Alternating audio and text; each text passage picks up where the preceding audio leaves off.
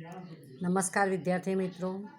हमने भारत कृषि में कृषि के प्रकार देखे थे। जीवन निर्वाह कृषि, सूखी कृषि, आर्द्र कृषि, स्थलांतरित कृषि, बागायती कृषि और सघन कृषि। अभी हम देखेंगे कृषि पद्धतियाँ कि किस किस प्रकार से खेती होती है। अलग अलग ढंग से जो खेती होती है उसके प्रकार के बारे में आज हम चर्चा करेंगे। तो कौन सी पद्धति से, कौन से ढंग से खेती होती है, तो भारत में सजीव खेती, टिकाऊ यानी पोषणक्षम कृषि और मिश्र खेती आदि 3 पद्धतियाँ से भारत में खेती होती है। तो पहली पद्धति के बारे में हम देखेंगे सजीव कृषि। तो जिस तरह से जंतुनाशक एवं रासायनिक खादों का उपयोग हो रहा है, हमने देखा कि बागायती कृषि है, सघन कृषि है, उसमें सारी चीज़ों का ज़्यादा उपयोग होता है कि रासायनिक खाद है, कीटनाशक दवाइयाँ, जिससे उत्पादन अच्छा होता है, तो उनका उपयोग हो रहा है। तो इससे रासायनों से हानिकारक प्रभाव भी धीरे धीरे दिखने लगे कि जो फसल खेत में बोई जाती है उसमें रासायनिक खाद जैसे कि यूरिया है, DAP है, फॉस्फोरस है, वो डाले जाते हैं। बाद में कीटनाशक, जंतुनाशक दवाइयाँ डाली जाती है। तो आपने भी कभी सुना होगा कि आज हमारे शरीर है वो इतने कमज़ोर है। पहले का खुराक अच्छा था क्योंकि पहले की फसल में सारा नहीं दिया जाता था। सजीव कृषि पद्धति से ही खेती होती थी। ये रासायनिक खाद, कीटनाशक दवाइयों का बिल्कुल उपयोग नहीं होता था।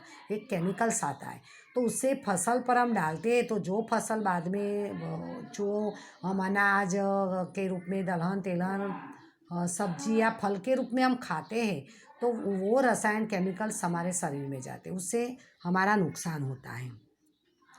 तो अनाज, साग सब्जी तथा फलों में रसायन एवं जंतुनाशकों की उपस्थिति के कारण लोगों का स्वास्थ्य पर उसका विपरीत प्रभाव पड़ता है। इसलिए तो आप और हम सब जैसे साग सब्जी फल वगैरह लाते तो तुरंत धो देते, इसीलिए तो धोते हम कि उस पर जो दवाइयाँ वगैरह रहती है वो धुल जाए, पर उसके अंदर उसका जो प्रभाव गया वो तो नहीं जाता है। तो पर्यावरण पर भी अधिक नुकसान होता है उसके कारण। कैसे कि अभी ज़मीन में रासायनिक खाद हम डालते हैं, यूरिया, DAP, फॉस्फोरस, तो उसमें केमिकल्स होता है, तो वो ज़मीन की उत्पादकता कम करता है। धीरे वो डालने से उत्पादकता ज़रूर बढ़ती है, फसल की उत्पादकता दोगुनी हो जाती है, लेकिन जो ज़मीन की उर्वरकता है वो धीरे धीरे कम होती जाती है, उसकी उत्पादकता धीरे धीरे कम हो जाती है, जिसके कारण लंबे समय के बाद इस ज़मीन में फसल का उत्पादन एवं गुणवत्ता घट जाती है। बाद में जैसे साल बीतते जाते हैं तो वो ज़मीन उर्वर बन जाती है, तो उसके कारण फिर से जो फसल बोई जाती है वो अच्छी नहीं होती है, अच्छा उत्पादन नहीं होता है।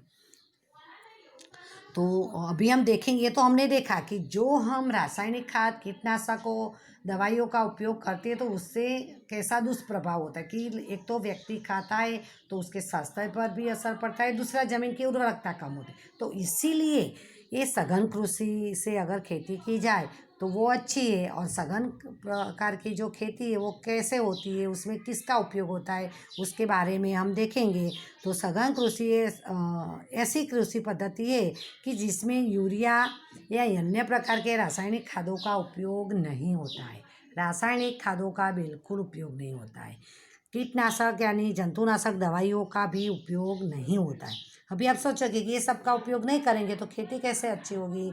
तो फसल का उत्पादन अच्छा हो उसके लिए सजीव कृषि में रासायनिक खादों की जगह, आप सब जानते हैं कि हमारे यहाँ गांव में गाय भैंसों को पालते हैं, तो उसका जो गोबर है तो वो गोबर डालते हैं, गोबर की खाद।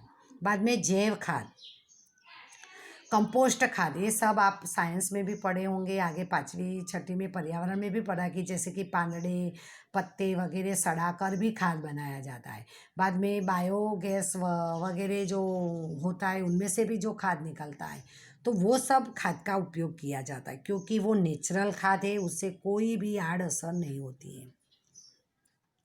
और फसल संरक्षण के लिए अभी हम कीटनाशक दवाइयों का जो बाज़ार में मिलती है उसका उपयोग करते हैं, फसल को जो जंतु है, कीट है, वो नुकसान न पहुंचाए उसके लिए। तो उसकी जगह पर ये सजीव कृषि में गौमूत्र, नीम का घोल, छाछ आदि का उपयोग करते हैं। तो ये उसका उपयोग करने से जो कोई भी फसल होती है उसमें उसको नुकसान करने वाले कीटक होते हैं, जंतु होते हैं, उसका नाश होता है। तो वो नाश हम केमिकल्स से बनाई गई दवाइयों से नहीं करेंगे, हमारे नेचुरल गोमूत्र, नीम का घोल और सास का उपयोग करके करते हैं। तो सजीव कृषि का दूसरा नाम है जैविक कृषि, क्योंकि कई बार क्वेश्चन में सजीव की जगह जैविक शब्द भी आ सकता है। तो ये जैविक कृषि का उत्पादन पोषण युक्त होता है, यानी इस प्रकार से सजीव कृषि, सजीव पद्धति से जो जैविक कृषि पद्धति से जो खेती की जाती है उसमें रासायनिक खाद की जगह गोबर का खाद, जैव खाद, कंपोस्ट खाद और कीटनाशक दवाइयाँ की जगह नीम का घोल है, छाछ है और गौमूत्र का उपयोग करके बाद में जो फसल तैयार होती है वो पोषण युक्त होती है। बाद में जो अनाज होता है, दलहन होता है, साग सब्जी होती है, वो हम खाते हैं तो उसमें मिठास होती है, खुशबू होती है। आप भी कई बार सुनते हैं कि गांव की सब्जी या गांव का खाना हमें अच्छा लगता है, उसका मेन कारण भी ऐसा है। इसमें अधिक खनिज, विटामिन एवं जीवन को शक्ति देने वाले तत्व होते हैं।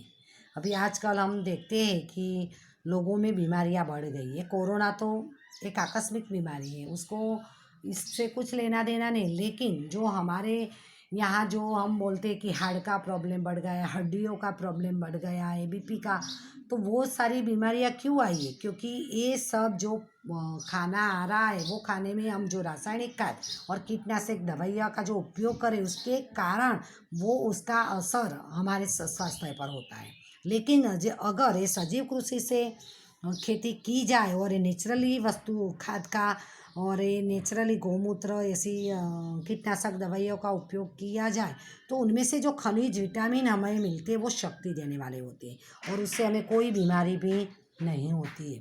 तो जैविक कृषि उत्पादनों की वर्तमान में बड़ी मांग है, क्योंकि इस समय आप देखें कि बहुत ही बीमारियां बढ़ गई। एक उम्र से ले हम हमारे से तो बूढ़े व्यक्ति की में अंदर शक्ति अच्छी होती, क्योंकि उन्होंने पहले का ये सारी चीज़ों का उपयोग के बिना की फसल, साग सब्जी वगैरह खाया हुआ है। और आज का छोटा बच्चा भी हड्डियों का दर्द, कमर का दर्द, वो प्रॉब्लम से सभी की समस्या है।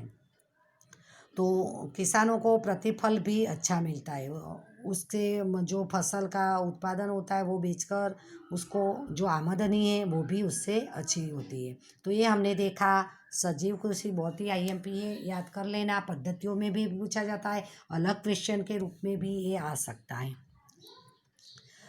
खेती का भी दूसरा प्रकार है टिकाऊ कृषि, यानी टिकाऊ खेती। इस कृषि में जमीन का उपजाऊपन लंबे समय तक बना रहता है। टिकाऊ कृषि में हमने अभी देखा था कि रासायनिक खाद, कीटनाशक दवाइयाँ से जमीन का उपजाऊपन धीरे धीरे कम होता है, लेकिन टिकाऊ कृषि में जमीन का उपजाऊपन लंबे समय तक रहता है। इसके लिए क्या करना चाहिए? अभी और जमीन हर साल फसल बोई जाए और ज़मीन की जो उपजाऊपन है वो हमेशा ऐसी रहे, हर साल उत्पादन अच्छा किसान को मिलता रहे, उसके लिए क्या करना चाहिए? तो उसके लिए फसल फेरबदल, यानी मानो कि इस साल हमने अपने खेत में गेहूँ बोए हैं तो अगले साल हम कोई मूंग है, चना है, वो बोए। यानी एक ही फसल हर साल न लें, एक ही खेत में हर साल अलग अलग फसल लें, तो ज़मीन की जो उपजाऊपन है वो टिक रहती है। पोषण के लिए रासायनिक खाद की आवश्यकता जितना ही उपयोग करें। अभी रासायनिक खाद डालें पर ज़्यादा नहीं, जितनी ज़रूरत है। कीटक एवं खरपतवार के नियंत्रण के लिए जंतुनाशक के बदले जैविक नियंत्रण, जो अभी हमने देखा कि हर एक फसल में कीटनाशक होता है कि जो फसल को नुकसान पहुंचाते हैं, ऐसे कीटकों के नाश के लिए जंतुनाशक दवाइयों की जगह जैविक नियंत्रण, जो हमने आगे देखा कि गौमूत्र, नीम का घोल और छाछ का उपयोग करें। और जल संरक्षण आदि बातों का भी विशेष ध्यान रखा जा सकता है। जल संरक्षण यानी पानी का संरक्षण, क्योंकि फसल के लिए पानी की भी ज़रूरत पड़ती है, तो गर्मी के मौसम में हम पानी का उपयोग कर सके इसलिए खेत तालाबड़ी है, बाद में नहरों द्वारा जो पानी आता है तो वो पानी का उपयोग करें। बाद में बारिश के मौसम में जो ज़मीन का कटाव होता है तो वो भी हम खेतों में जो खेत तालाबड़ी है वो बनाकर भी ज़मीन का कटाव होने से रोक सकते हैं। तो उसके कारण ज़मीन की उर्वरकता भी बनी रहेगी, जो हमने अगले चैप्टर में पढ़ लिया है। तो उसको बोलते हैं टिकाऊ कृषि। नाम पर से टिकाऊ कृषि यानी ज़मीन की उत्पादकता हर साल बढ़ती रहे, और उसके लिए क्या करना है, तो हर साल फसल को बदलना है। रासायनिक खाद की जगह जितनी ज़रूरत है उसका ही उपयोग करना है, और कीटनाशक दवाइयों की जगह जैविक नियंत्रण यानी नीम का घोल, छाछ और गौमूत्र का उपयोग करना है। अभी देखेंगे मिश्र कृषि। तो अभी कोई भी किसान है, सब गांव से, तो सबको पता है कि सब खेती करने के साथ साथ गाय भैंसों को पालते हैं। तो खेती करने के साथ साथ पशुपालन करना, कई लोग मुर्गा बतख पालन को उछेरते हैं, कई लोग मधुमक्खियों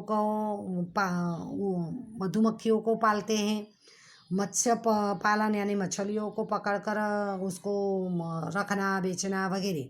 तो ऐसी प्रवृत्तियों जो खेती के साथ करते हैं उसको मिश्र कृषि कहते हैं। तो यहाँ पर हमने कृषि पद्धतियाँ यानी किस प्रकार से हमारे भारत देश में खेती की जाती है, तो उसके हमने 3 प्रकार देखे। सजीव यानी जैविक कृषि पद्धति देखी, दूसरी हमने टिकाऊ कृषि, और तीसरी मिश्र कृषि। और ये भी एकदम इजी है और आईएमपी क्वेश्चन है, याद कर लेना और एमसीक्यूज भी बना लेना।